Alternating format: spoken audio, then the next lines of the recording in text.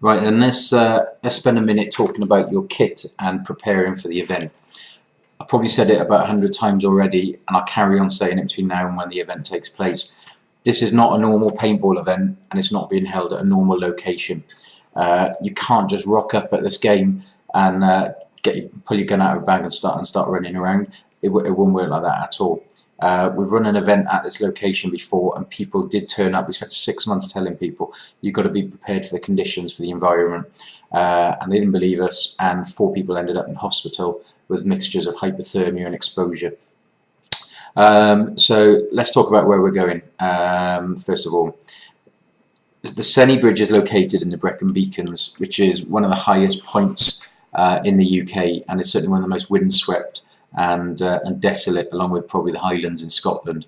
Where the Fibra village where we'll be playing is, it's overlooked by a big mountain called Pen y Fan, and anyone who's a fan of reading SAS literature and stuff like that will know that that's the selection and training ground for the 22 Special Air Service regiment. Now they use that location for a reason, because it's bloody hard.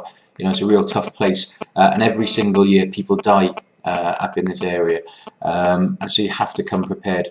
I've been training at Senny Bridge years ago in the middle of summer, in fact in July funny enough, and it was -3 degrees there. The rain was coming in horizontal, the wind was absolutely horrific, and it was freezing, and we had trained soldiers on those occasions going down, and that was in the middle of summer.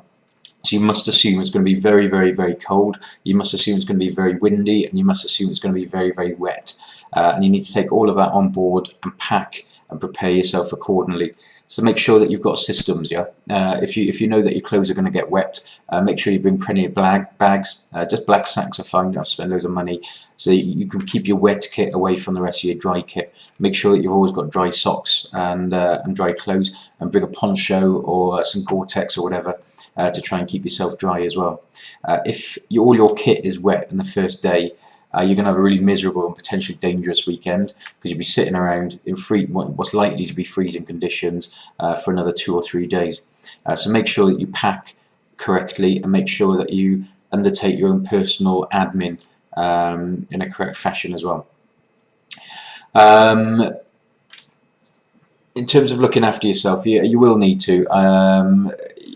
In the cold, dehydration is almost as big a problem as it can be in the warm, so make sure you're constantly taking on fluids. But you particularly need to be aware of the cold, really. Get hot drinks into yourself all the time. There'll be soup buckets around. I believe the caterers are going to do throughout the night an honesty system, where if you want to get up and have a bowl of soup or whatever, you can help yourself and just chuck a quid in the bucket, and that'll be donated off to support for soldiers. But yeah, make sure that you're taking in food, and bring some chocolate with you.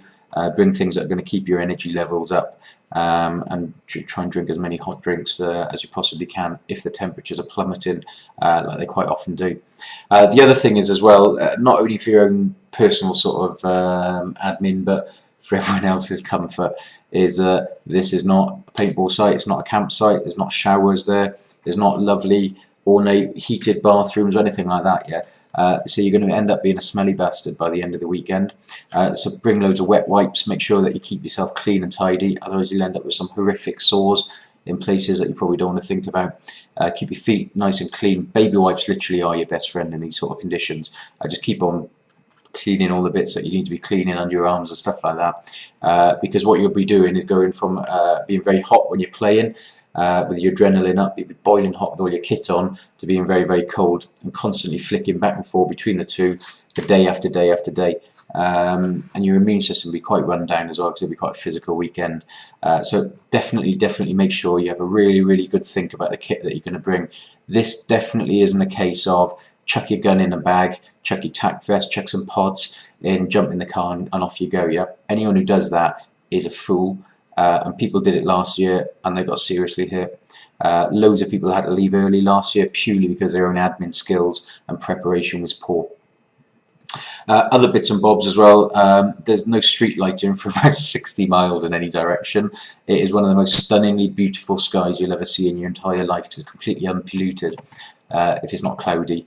but that does mean it's bloody dark, so anyone who arrives without a torch is mental. So make sure you've got not only a torch on your gun, but a torch just for walking around the campsite and stuff. They will be lit, we'll have light in there, but you have to assume that there's going to be large areas that are pitch black. If you come prepared for this game, and you can speak and look around on the forums and internet websites and stuff like this with people who have played at the game that we did at Sennybridge last year, if you come prepared, you'll have the paintball experience of your lifetime. It is absolutely stunning, it's fantastic. The facility is jaw-dropping. If you don't come prepared, it's at the very minimum really, really miserable and a waste of a load of money that you spent to get this far. At worst, it can be potentially dangerous, as people found out last year. And as I mentioned earlier, every year people find out to the ultimate cost when they don't pull through and end up copping it. So I can't stress it enough. Have a really good think about the kit that you're going to bring. Make sure you're prepared. Assume it's going to be cold, wet, windy. And if you take all that into account, you should be fine.